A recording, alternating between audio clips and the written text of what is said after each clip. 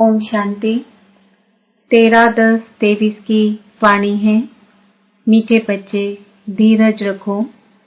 अब तुम्हारे दुख के दिन पूरे हुए, सुख के दिन आ रहे हैं। निश्चय बुद्धि बच्चों की अवस्था धैर्यवत रहती है। प्रश्न: किसी भी हालत में मुरझाइश न आए, इसकी सहज विधि क्या है? उत्तर: ब्रह्मा बाप का सैंपल सदा सामने रखो। इतने ढेर बच्चों का बाप, कोई सपूत बच्चे हैं तो कोई कपूत, कोई सर्विस करते, कोई डिस सर्विस। फिर भी बाबा कभी मुरझाते नहीं, घबराते नहीं। फिर तुम बच्चे क्यों मुरझा जाते हो? तुम्हें तो किसी भी हालत में मुरझाना नहीं है। गीत: धीरज धर मनवा, तेरे सुख के भरे दिन आएंगे। ओम शांति। धीरज धर मनवा मनुष्य को नहीं कहा जाता। मन बुद्धि आत्मा में है, यह आत्मा को कहा जाता है। आत्मा को सिवाय परमपिता परमात्मा के और कोई कह ना सके कि धैर्य धरो, क्योंकि अधीर को ही धैर्य दिया जाता है। अगर ईश्वर सर्वव्यापी है तो उसको अधीर कहा नहीं जा सकता। मनुष्य इस समय सब अधीर है, दुखी है, इसलिए धैर्य देने के लिए, सुख देने के लिए बाप आए हैं। कहते हैं अब धैर्य धरो। बाप के महावाक्य सिर्फ तुम्हारे लिए नहीं है, वास्तव में सारी दुनिया के लिए हैं। सारी दुनिया आहिस्ते आहिस्ते सुनती रहेगी।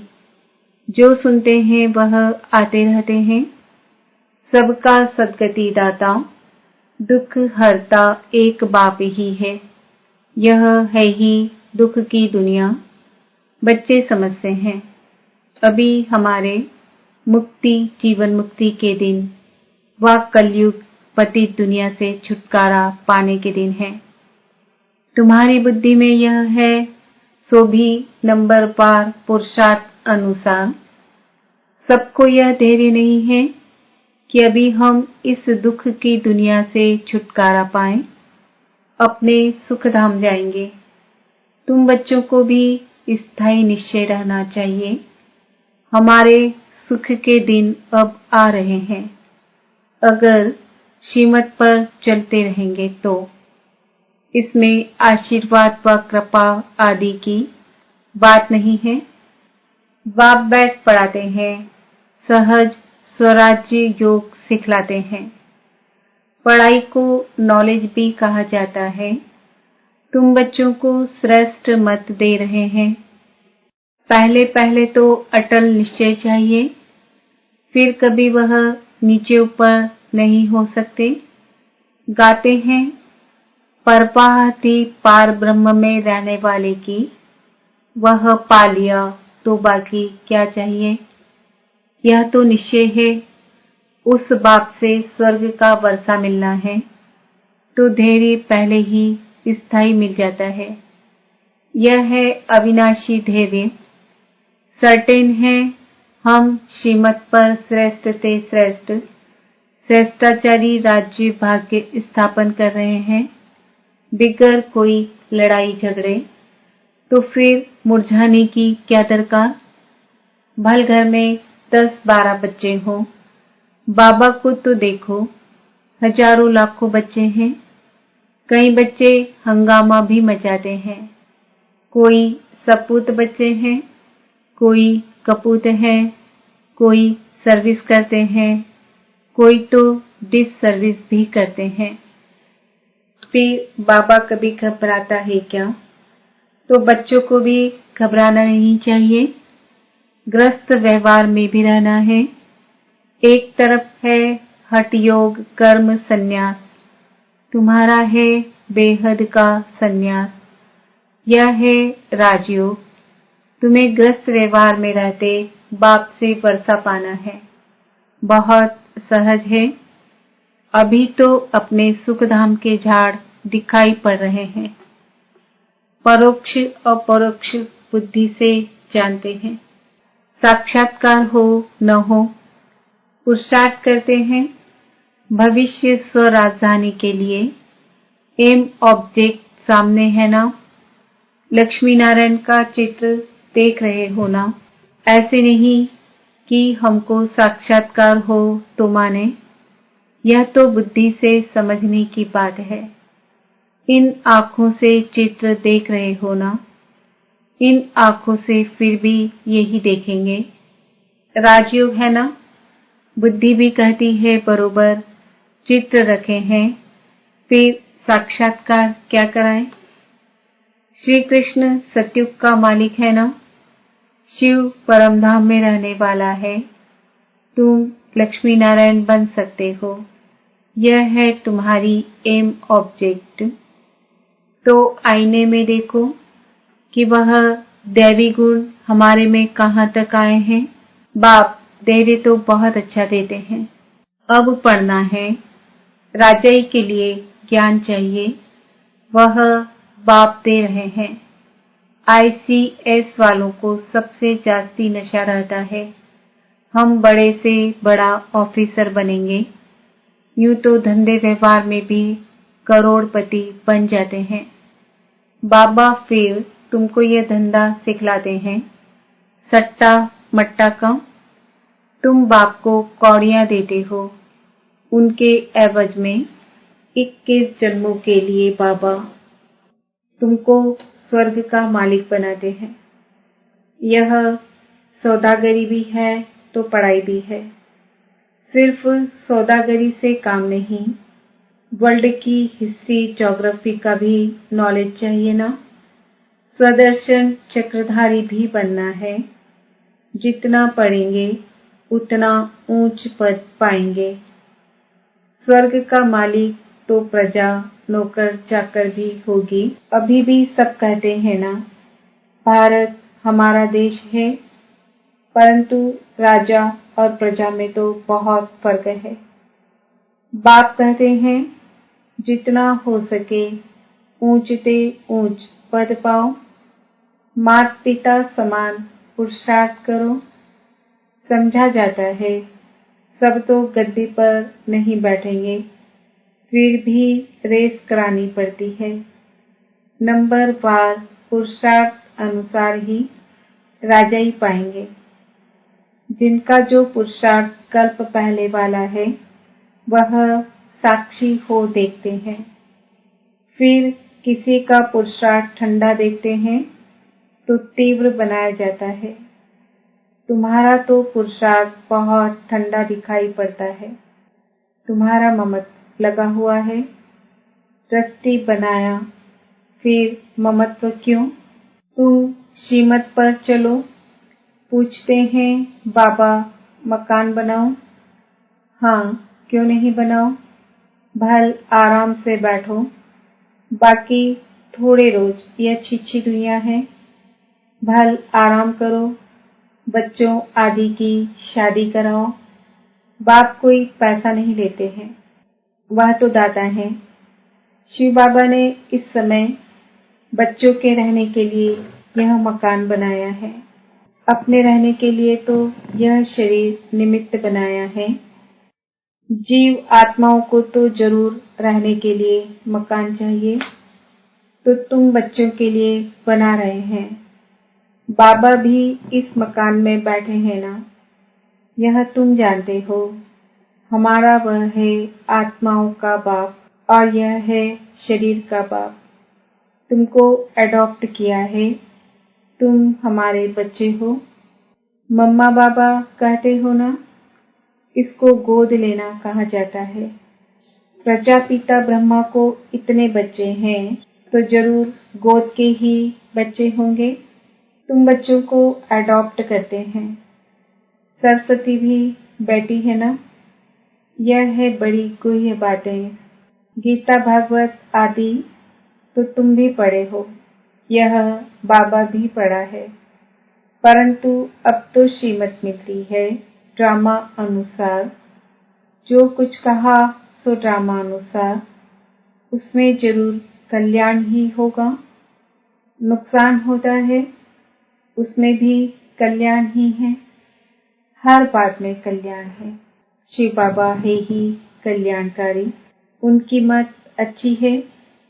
अगर उस पर कोई शंका रही तो श्रीमत पर चल अपनी मत पर चलते हैं, इससे धोखा खाएंगे। फिर शिव बाबा क्या करें? कदम कदम पर राय पूछना है। सुप्रीम पंडा तो बैठा है ना। बहुत बच्चे यह बात भूल जाते हैं क्योंकि योग में नहीं रहते हैं। योग अथवा याद को ही यात्रा कहा जाता है। याद नहीं करते तो समझे हम रेस्ट ले रहे हैं। यात्रा पर जाकर कोई रेस्ट लेते हैं। तुम भी अगर रेस्ट लेते हो, याद नहीं करते हो, तो विकर्म भी विनाश नहीं होंगे और आगे भी नहीं बढ़ेंगे। याद नहीं करते तो नजदीक नहीं आ जाते। याद नहीं करते तो नजदीक नहीं जाते। आत्मा थक जाती है, बाप को भूल जाती है। बाप कहते हैं तुम यात्रा पर चल रहे हो। रात को तो तुम रेस्ट लेते ही हो। ऐसे नहीं कि रात को तुम नींद में हो तो यात्रा पर हो। नहीं, वह रेस्ट है। जब जागते हो तब यात्रा पर हो। नींद में कोई विकर्म विनाश नहीं होंगे। बाकी हाँ, दूसरे कोई विकर्म होते नहीं है। तो बाप सभी बातें समझाते हैं, परंतु कोई अमल में भी जब लाए, ढेर पॉइंट बतलाते रहते हैं। बैरिस्टरी की पॉइंट्स तब बुद्धि में आती है जब वह बैरिस्टरी पढ़ते हैं। डॉक्टरी व इंजीनियरिंग पढ़ते हैं, फिर वह डॉक्टर अथवा इंजीनियर आदि बनते हैं। जो जैसा कोर्स करते हैं वैसा बनते हैं। यहाँ तो एक ही कोर्स है, चलते चलो। तुम्हारे सिर पर जन्म जन्मांतर के पापों का बोझा बहुत है। उनको विनाश करने का उपाय एक ही है, बाप को याद करना। नहीं तो पद भ्रष्ट हो पड़ेंगे। माला बनी हुई है ना। 9 रत्नों का भी गायन है।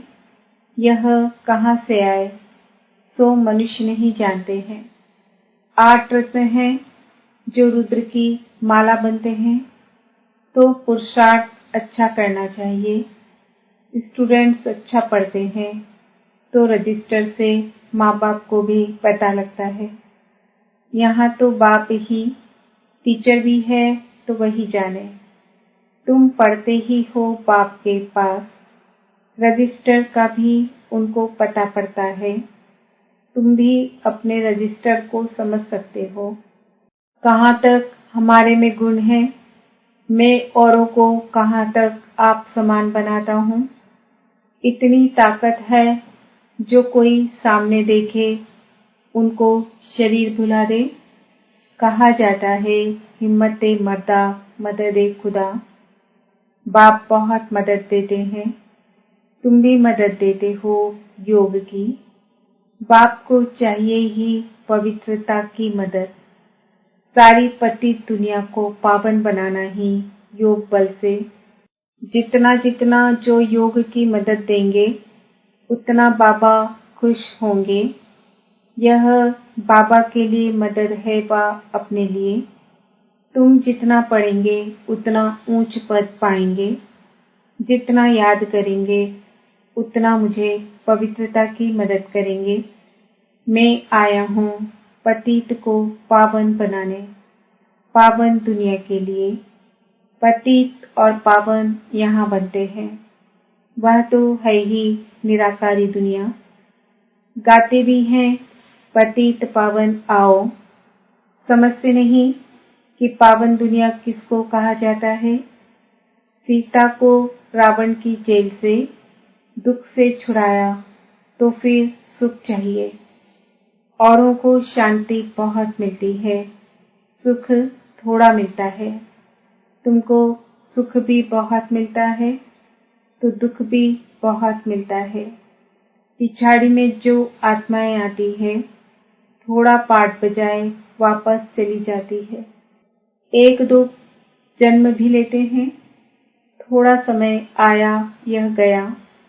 तुम्हारे तो 84 जन्मों की बात है, उनकी एक दो जन्म की बात है। तुम 84 जन्मों को जानते हो। चक्र को जानने से चक्रवर्ती राजा बनते हो। वह थोड़े ही बन सकेंगे, उनके लिए यह ज्ञान नहीं है। यह ज्ञान तुम्हारे लिए है, जिन्होंने कल्प पहले भी ज्ञान लिया है। अब तुमको पुरुषार्थ करना है। पुरुषार्थ का समय अभी है और तुम्हारे लिए ही पुरुषार्थ की बात है। देवी देवता धर्म बहुत सुख देने वाला है, इतना सुख और कोई दे ना सके। यह अनादि ड्रामा बना हुआ है। सभी को तो हीरो हीरोइन का पार्ट नहीं मिल सकता। किस्म किस्म के मनुष्य हैं, उनमें भी अच्छे बुरे अनेक प्रकार के हैं। श्रेष्ठ से श्रेष्ठ देवी देवता हैं। श्रेष्ठ उन्हों को ही कहा जाता है। वह तो सत्युग में ही होते हैं।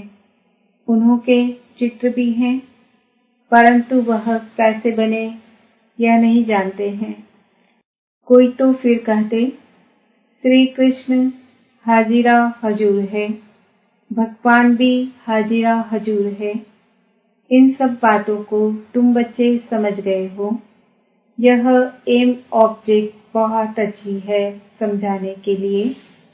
सबको निमंत्रण जरूर देना है। अखबार से सबको निमंत्रण मिल रहा है। अभी बाकी टाइम बहुत थोड़ा है।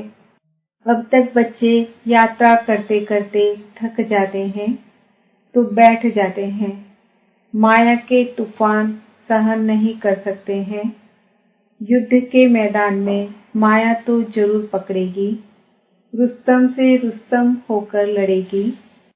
जोर से तूफान आएंगे। फिर कहते हैं जब से ज्ञान में आया हूँ तो विघ्न बहुत पड़े हैं। धंधे में भी घाटा हुआ है। बाबा कहते हैं ऐसे मत समझो। ज्ञान में आए हैं तब विघ्न पड़ते हैं। यह तो दुनिया में होता ही रहता है। इनसे डरना नहीं है। कभी चक्र की दशा, कभी राहु की, कभी किसकी दशा बैठती है।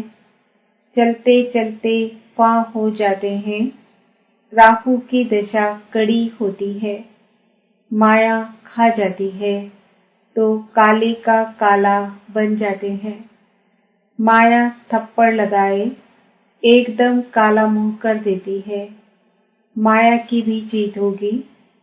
सिर्फ बच्चों की जीत हो, फिर तो झट राजधानी स्थापन हो जाए। उस्ताद को भूल जाते हैं तो माया थप्पड़ मारती है। ऐसे रूहानी साजन को सजनी भूल जाती है। यह भी बंडर है ना। अच्छा, मीठे मीठे सिक्किल दे बच्चों प्रति मात पिता बाप दादा का याद प्यार, गुड मॉर्निंग, नमस्ते, ओम शांति। हम बच्चों का भी बाप दादा को याद प्यार, गुड मॉर्निंग, नमस्ते, ओम शांति। धारणा के लिए मुख्य सार। योग बल से पतित दुनिया को पावन बनाने में बाप का मददगार बनना है। याद की यात्रा में रेस्ट नहीं लेनी है। ऐसी याद हो जो सामने वाला अपना शरीर भी भूल जाए। श्रीमत में कभी भी शंका उठाकर अपनी मन मत नहीं चलानी है। हर बात में राय लेते उसमें अपना कल्याण समझकर चलना है। वरदान। सहयोग की शुभ भावना द्वारा रूहानी वायुमंडल बनाने वाले मास्टर दाता भव। जैसे प्रकृति अपने वायुमंडल के प्रभाव का अनुभव कराती है, कभी गर्मी, कभी सर्दी, ऐसे आप प्रकृति जीत सदा सहयोगी सहजयोगी आत्माएं अपनी शुभ भावनाओं द्वारा रूहानी वायुमंडल बनाने में सहयोगी बनो। वह ऐसा है, वह ऐसा करता है, यह नहीं सोचो। कैसा भी वायुमंडल है, व्यक्ति है, मुझे सहयोग देना है। दाता के बच्चे सदा देते हैं, तो चाहे मनसा से सहयोगी बनो, चाहे वाचा से, चाहे संबंध संपर्क के द्वारा, लेकिन लक्ष्य हो सहयोगी जरूर बनना है। स्लोगन: इच्छा मात्र अविद्या की स्थिति द्वारा सर्व की इच्छाओं को पूर्ण करना ही कामधेनु बनना है। आज का स्वमान है, मैं आत्मा मास्टर दाता हूँ। ओम